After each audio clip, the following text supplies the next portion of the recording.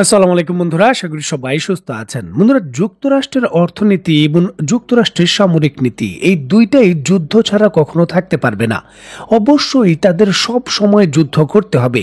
সেটা দ্বিতীয় বিশ্বযুদ্ধের পর থেকেই একটা লম্বা সময় ধরে তারা করছে। পৃথিবীর বিভিন্ন স্থানে বিভিন্ন প্রান্তে যদি যুদ্ধ না হয়, তাহলে পৃথিবীর বিভিন্ন দেশ যুক্তরাষ্ট্র থেকে কেন অস্ত্র ক্রয় করবে এবং নিরাপত্তাহীনতায় ভোগা দেশগুলো কেন যুক্তরাষ্ট্রের নিরাপত্তা চাইবে? সুতরাং কৃত্রিমভাবে হলেও এমন পরিস্থিতি তৈরি করতে হবে যাতে পৃথিবীর বিভিন্ন দেশ নিজেদের অনিরাপদ ভাবে এবং ঝুঁকিপূর্ণ ভাবে যে আমাদের অস্ত্র ক্রয় না করলে নিজেকে নিরাপদ করতে পারবো না। যুক্তরাষ্ট্র নিজে একটি যুদ্ধ তৈরি করবে, আবার নিজেই সেই যুদ্ধ থামিয়ে আরেকটি ফ্রন্টের যুদ্ধ তারা শুরু করবে। মূল টার্গেটটা হলো অস্ত্র বিক্রি করা। পৃথিবীর যেই প্রান্তে সুযোগ হবে সেই প্রান্তেই যুক্তরাষ্ট্র এগুলো করবে। যার অন্যতম আরেকটি ফ্রন্ট হলো এখন আফগানিস্তান, যেখানে পাকিস্তানের সঙ্গে এই যুক্তরাষ্ট্র সরাসরি যুদ্ধে যুক্ত হবে। এটা শুধু সময়ের ব্যাপার ছিল। অবশেষে তারা পাকিস্তানের সঙ্গে যুক্ত হয়ে আফগানিস্তানে হামলা শুরু করেছে। আন্তর্জাতিক সংবাদ মাধ্যমগুলো নিশ্চিত করছে যুক্তরাষ্ট্রের যে MQ-9 রিপার ড্রোন রয়েছে একটা দীর্ঘ সময় পর আবার আফগানিস্তানে পাকিস্তানের সঙ্গে যুক্ত হয়েছে এবং বিভিন্ন ফ্রন্ট লাইনে তারা মিসাইল হামলা করছে। অত্যন্ত গুরুত্বপূর্ণ এই বিষয়টিকে কেন্দ্র করে স্ক্রিনে নিশ্চয়ই আপনারা দেখতে পাচ্ছেন, আফগান তালেবানদের পক্ষ থেকে অত্যন্ত গুরুত্বপূর্ণ একটি ভিডিও ফুটেজ প্রকাশ করা হয়েছে। নিশ্চয়ই দেখতে পাচ্ছেন এই যে আকাশে যুক্তরাষ্ট্রের যে MQ-9 রিপার ড্রোন রয়েছে সেটা আকাশে উড়ন্ত অবস্থায় রয়েছে এবং বিভিন্ন টার্গেটকে লক্ষ্য করে তারা মিসাইল হামলা করছে। দেখুন, আফগানিস্তানের মানুষের জন্য এটা কোনো নতুন বিষয় নয়। এর পূর্বেও যুক্তরাষ্ট্রের এই ড্রোনগুলো আকাশে এইভাবে উড়ন্ত অবস্থায় এই আফগানিস্তানের বিভিন্ন স্থাপনায় শত শত হামলা করেছে এবং এই ড্রোনটি সম্পর্কে তারা ভালোভাবেই অবগত এবং এই ড্রোনগুলো আসলে কি করতে পারে বা কি করেছে সেই বিষয়েও তারা জানে। যদিও যুক্তরাষ্ট্র এখনো প্রত্যক্ষভাবে ঘোষণা দিয়ে পাকিস্তানের সঙ্গে আফগানিস্তানের যুদ্ধে জড়িত হয়নি, তবে তার স্যাটেলাইট লজিস্টিক সাপোর্ট এবং ড্রোন সাপোর্ট অলরেডি পাকিস্তানের জন্য শুরু হয়ে গেছে এবং সামরিক বিশেষজ্ঞরা বলছেন এই ড্রোনগুলো এখন পাকিস্তানের মাটি থেকে অপারেট হচ্ছে।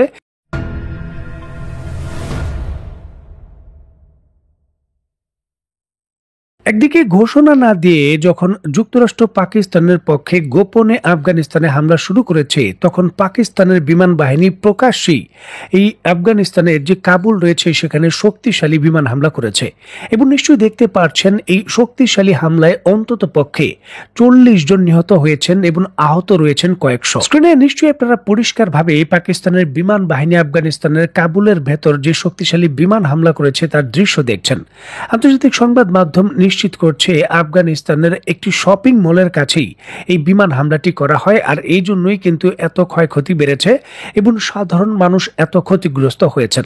পাকিস্তানের বিমান বাহিনী তাদের F-16 যুদ্ধ বিমান এবং F-17 থান্ডার এই দুইটি যুদ্ধ বিমান ব্যবহার করে হাই পেলোডের যে বিস্ফোরক রয়েছে সেটা ব্যবহার করেছে। এবং এটা হলো বাস্তবতা যে পাকিস্তানের সামরিক বাহিনী এখনো তার চরিত্রের কোনো পরিবর্তন করেনি। 1971 সালে বাংলাদেশের বিরুদ্ধে তারা যেই ধরনের অত্যাচার করেছে, এখনো কিন্তু আফগানিস্তান আরেকটি মুসলিম দেশের বিরুদ্ধে তারা একই ধরনের কাজ করছে।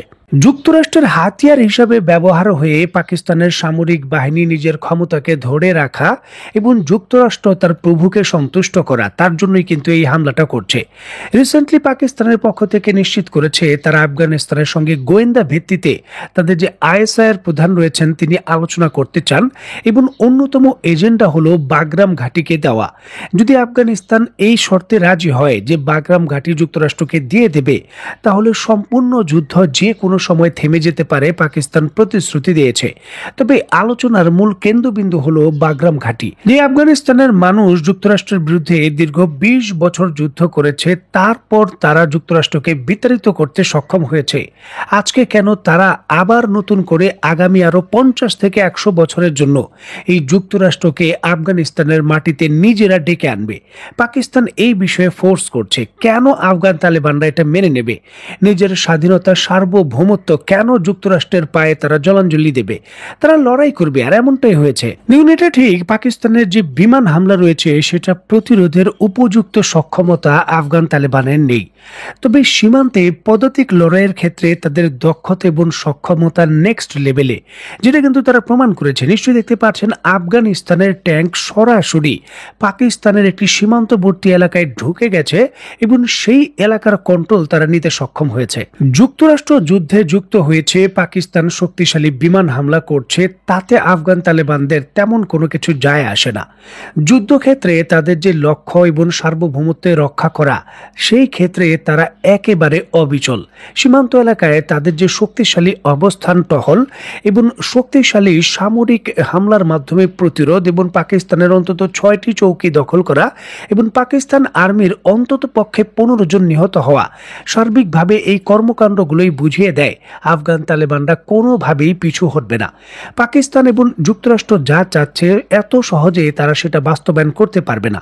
এটা বাস্তবায়ন করার জন্য তাদের দীর্ঘ লড়াই করতে হবে, আর এই দীর্ঘ লড়াই শুধু আফগানিস্তান নয়, পাকিস্তানকেও একটি জটিল পরিস্থিতির দিকে নিয়ে যাবে।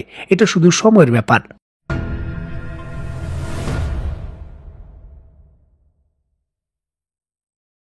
আফগানিস্তানের বিরুদ্ধে পাকিস্তানের সামরিক বাহিনী প্রচন্ড শক্তি নিয়ে আক্রমণ করছে। তারা যেই ধরনের বোমা এবং যেই ধরনের বিমান হামলা আফগানিস্তানে তারা করেছে, কিছুদিন পূর্বে তারা ভারতের সঙ্গে যুদ্ধেও এত বড় শক্তি ব্যবহার করেনি, যেইভাবে কাবুল শহর এবং অন্যান্য আফগানিস্তানের বড় বড় শহরকে লক্ষ্য করে তারা বিমান হামলা করেছে। যাই হোক, আজকে সকালেও কিন্তু দুই পক্ষের মধ্যে প্রচন্ডভাবেই সংঘর্ষের খবর পাওয়া গেছে, যদিও পরবর্তী সময়ে দুই পক্ষই আগামী 48 ঘন্টার জন্য যুদ্ধবিরতি ঘোষণা করেছে।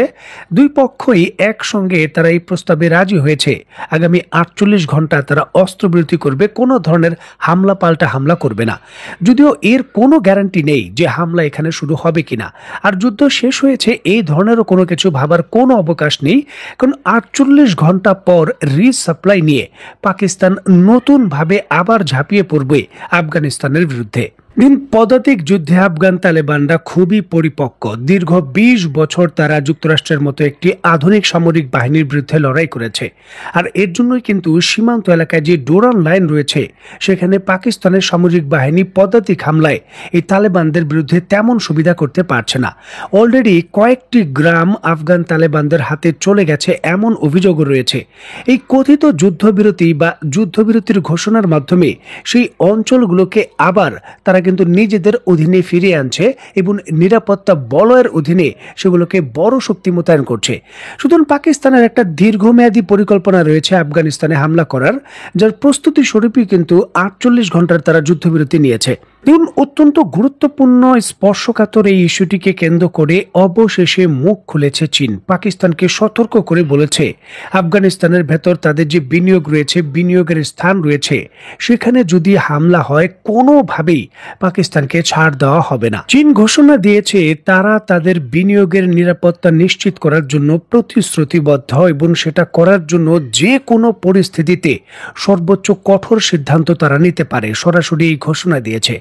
দেখুন, আফগানিস্তানের ভেতর পাকিস্তানের এই হামলা এবং যুক্তরাষ্ট্রের উস্কানি, এটা শুধু একটি ঘাঁটি নিয়ে নেওয়ার জন্য নয়। আফগানিস্তানের যে বিপুল প্রাকৃতিক সম্পদ রয়েছে, যেখানে বর্তমানে চীন বিনিয়োগ করেছে, সেটাতে প্রতিবন্ধকতা সৃষ্টি করারও একটা পরিকল্পনা, মানে চীনকে আফগানিস্তান থেকে উৎখাত করা।